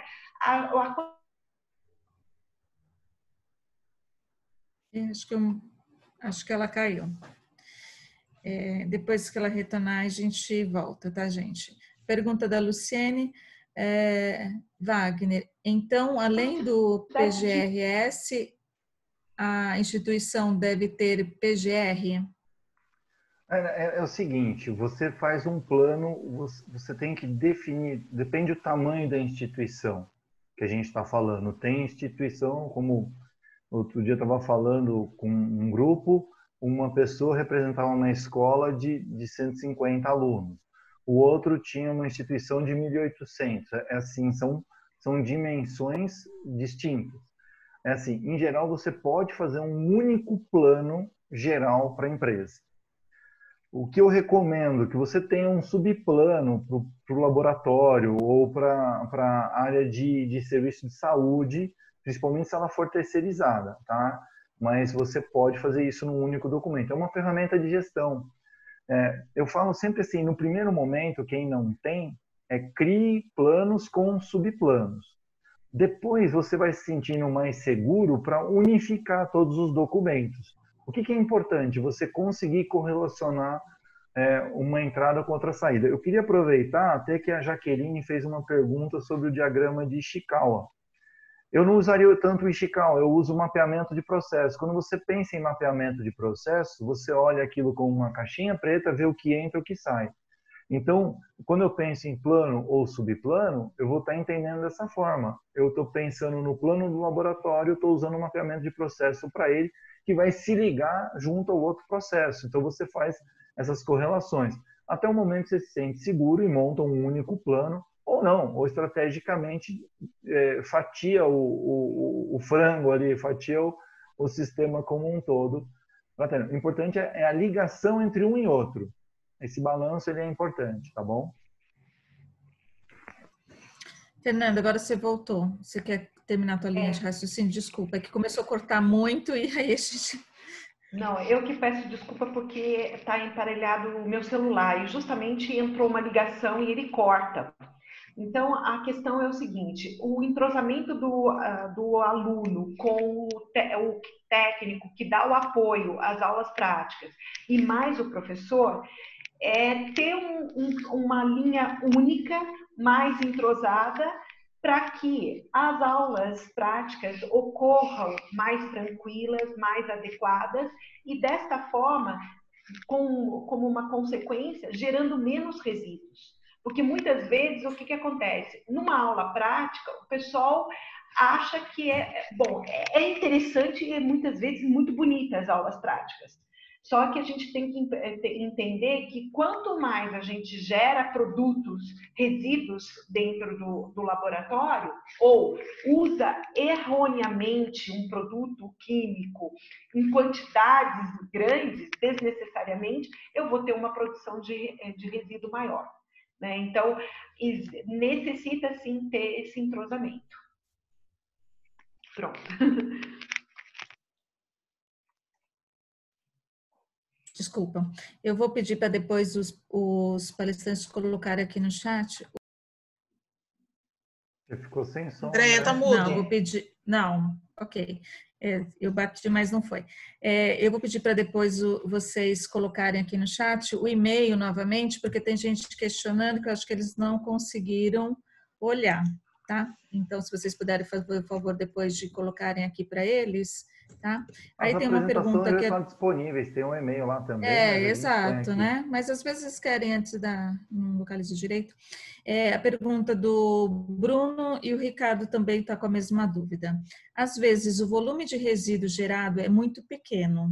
Seria possível mais de uma instituição se juntar e fazer o descarte dos resíduos juntas, como se fosse uma cooperativa no mesmo CADRE?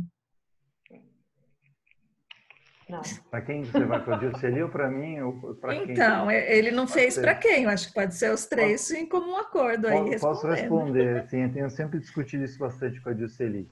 O CADRE é de um CNPJ para um destino final. Então, assim, respondendo diretamente a sua pergunta, que eu tinha visto do Ricardo aqui, que eu tinha até anotado. Precisa ter um CADRE para cada instituição. Ponto. Uma vantagem se sua instituição é pública, você não paga nada pelo CADRE, então tira o seu CADRE e pronto. Se você pegar instituições mais ou menos do mesmo segmento e tal, você pode buscar tirar um CADRE coletivo, né? Aí você entraria nessa questão de cooperado. O limite é de 7 toneladas por ano, então para os resíduos químicos ele vai servir bem. Se você gerar muito resíduo orgânico, como a Maria Fernanda muito bem explanou, que é de poda, varrição e tal, ele extrapola isso razoavelmente fácil. Então, eu tenho duas opções, ou o CADRE direto, você não paga nada se for instituição pública, se for instituição privada vai pagar, não tem jeito. Ou você optar pelo CADRE coletivo, que também vai ter alguma taxa, vai ter que negociar com a empresa e vai ter que ser sempre para o mesmo destino final. Eu sempre recomendo que as empresas procurem se juntar na hora de negociar o processo de destinação para reduzir custo, né? Então, os cuidados técnicos são os mesmos, mas buscar esse tipo de coisa. Alguém mais quer complementar? Acho que é isso mesmo. e a gente vê que para pequenas instituições de ensino, o CADRE coletivo acaba sendo uma alternativa viável, né, pela quantidade de resíduo que gera. Ok. Uma pessoa assim lembrou que você, Fernanda, do nome da embalagem Texpac? Não, Destacar. Descarpac. A Descarpac, Isso, Descarpap. eu vou comentar uma questão. A Descarpac é uma embalagem que é de papelão com fundo duplo e tem também plástico dentro dela, né? Essa embalagem ela é específica para ser descartado pérfaro cortante com uso biológico, né? Ele não é, tanto é que a Descarpac ela vem um símbolo do resíduo infectante, né? Então, para o químico não é essa embalagem, né? E nem para a vidraria de biológico, porque essa caixa não é tão resistente para aguentar vidrarias, mas sim seringas, a parte de bisturi, isso ela foi feita para armazenamento desses tipos de resíduos, né? O que eu esqueci o nome são barricas de papelão. É bem comprida, assim, muitas vezes essa barrica, para vocês entenderem, é aquelas que muitas vezes a gente compra massa corrida em grande quantidade em loja de tinta e ela vem dentro. Então, essas barricas a gente disponibiliza para os laboratórios de graduação e de pesquisa para que eles descartem a vidraria quebrada ali dentro, mas desde que ela não tenha um líquido lá dentro. Faça a segregação também, quando possível, tá? Porque às vezes não é possível. É essa embalagem que eu esqueci o nome. Eu acho que vamos para a última pergunta, porque a gente já estendeu além do horário previsto aí, mas, né, para não deixar todo mundo. A pergunta da Andreine, acho que é Andreine. Como descartar os frascos de reagentes? É recomendado fazer uma pré-lavagem? Bom, isso volta numa questão parecida com as vidrarias quebradas, né?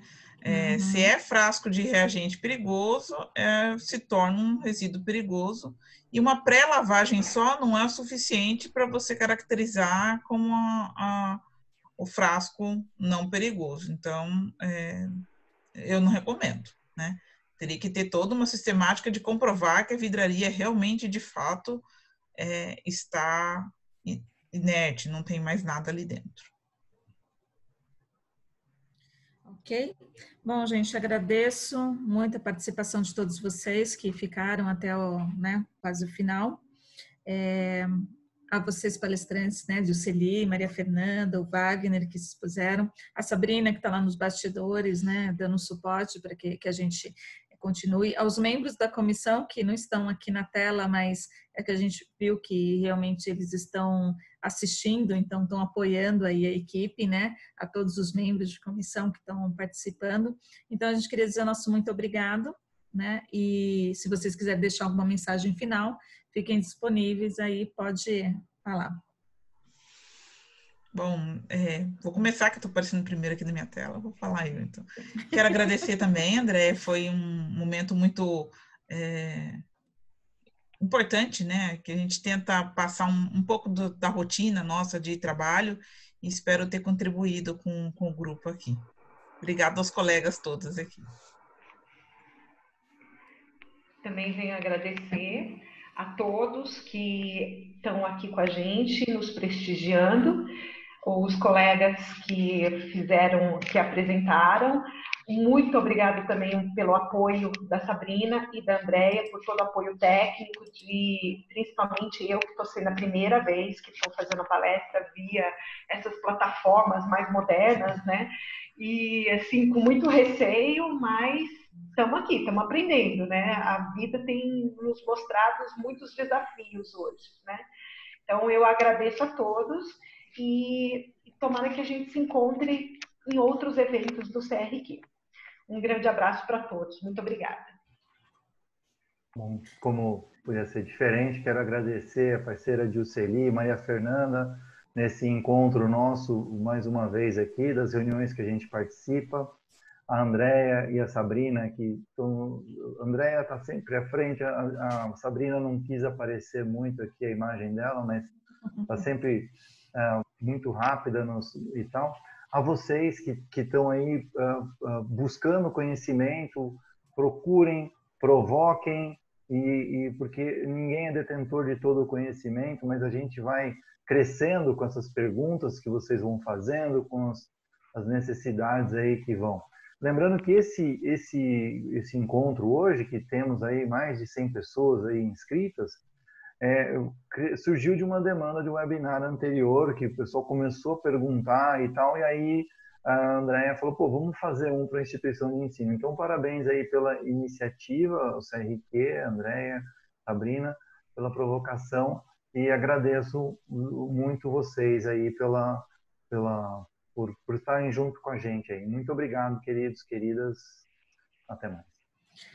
Obrigada a todos. Se vocês tiverem mais alguma sugestão, vocês podem encaminhar mesmo por e-mail que vocês também receberam lá no portal do Simpla, que nós vamos avaliar e quem sabe, né, estaremos nos próximos aí e fazendo um termo, né, um tema bem legal também para vocês. Obrigada a todos e uma boa tarde. Quase noite, né? Na verdade, é noite já, 10 para 7. Obrigado. Boa noite a todos.